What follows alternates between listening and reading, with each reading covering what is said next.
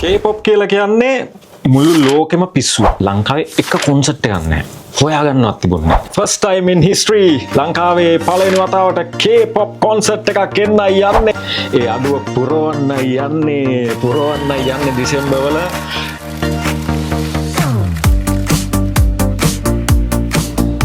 K-pop ලෝකෙම පිස්සුවක් නේ. ලංකාවෙත් පිස්සුවක්. හැබැයි ලංකාවේ තිබිච්ච පිස්සුවට ට්‍රීට්මන්ට් එකක් හම්බුන්නේ නැහැ මෙච්චර දවසක්. දැන් ට්‍රීට්මන්ට් එක එන්න යන්නේ. ඔක්කොම මහලින් K-pop කියලා කියන්නේ මොකද්ද?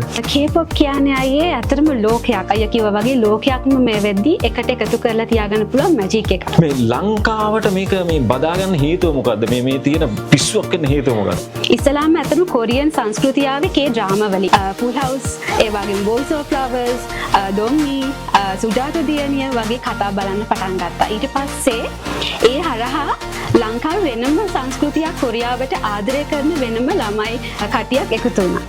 ඒකත් එක්ක Voice of Flowers වල ජීහු කියලා චරිතයක් හිටියා. ඒ ජීහුත් එක්ක එයා SS501 කියන K-pop group එකේ කෙනෙක්. ඉතින් ඒකත් එක්ක එයාත් එක්ක හැදිච්ච ෆෑන් බේස් එකක් ඇති වුණා ලංකාව ඇතුලේ. ඔන්න ඕකෙන් පටන් ගත්තා ලංකාවේ K-pop ෆෑන් බේස් එකක් හැදෙන්න. ඒ වගේම 2012 දී වගේ සයිගේ Gangnam Style song එක. ඒකෙන් මිනිස්සු දැනගත්තා මෙහෙමත් සින්දු කොරියාවේ හැදෙනවා කියලා.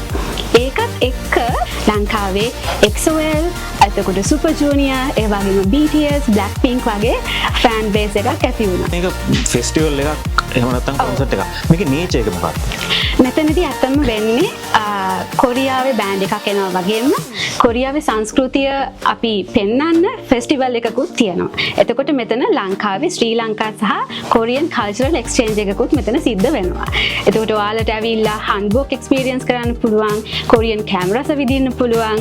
ඉතින් කොන්සර්ට් එකට අමතරව ඔයගලන්ට කොරියන් ගේම්ස්, ඔයගොල්ලෝ ස්ක්විඩ් ගේම් එකේ වගේ දැකපු ගේම්ස් ඔයගලන්ට ප්ලේ කරන්න පුළුවන් මේ කොන්සර්ට් එකට ආවොත්. මේ වැඩේ කරන එකෙන් ලංකාව ඇතුලේ ස්ප්‍රෙඩ් වෙච්ච මේ වයිබ් එක කොයි වගේ තැනකට ගෙනියන්නද ඔයගොල්ලන්ගේ පර්පස් එක? මොකක්ද ඉන්ටෙන්ෂන් එක? ඔව් අය මම මෙහෙම කියන්නම්.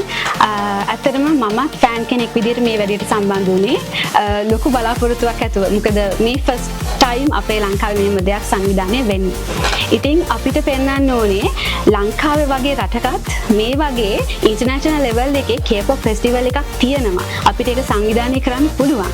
ඒ වගේම මේක දැකලා දැන් මම mainly BTS ෆෑන් කෙනෙක්. එතකොට මට තියෙන අපේ තියෙනවා ඩ්‍රීම්ස්. එතකොට ලංකාවේ අනාගතයේදී ලොකු කොන්සර්ට් එකක් කරන්න පුළුවන්.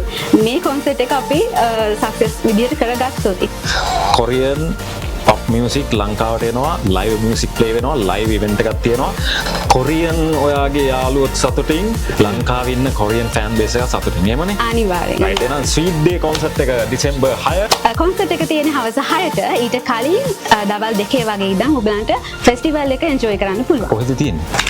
වෝටර් ස්ටේජ් එකේ තමයි මේක තියෙන්නේ. right එහෙනම් අපි ඔක්කොම හම්බෙන්න ඕන. මේක exceptional evening එකක්. ආයේ මිස් වුණොත් ලේසියෙන් කවර් කරගන්න බැරි විදිහක. අනිවාර්යෙන් මේක මිස් කරගන්න එපා. ක්‍රිස්මස් කාලේ තියෙන ඉතින් ලස්සන ඉවෙන්ට් එකක්. ෆෑන්ස්ලා හැමෝටම ආරාධනා කරනවා.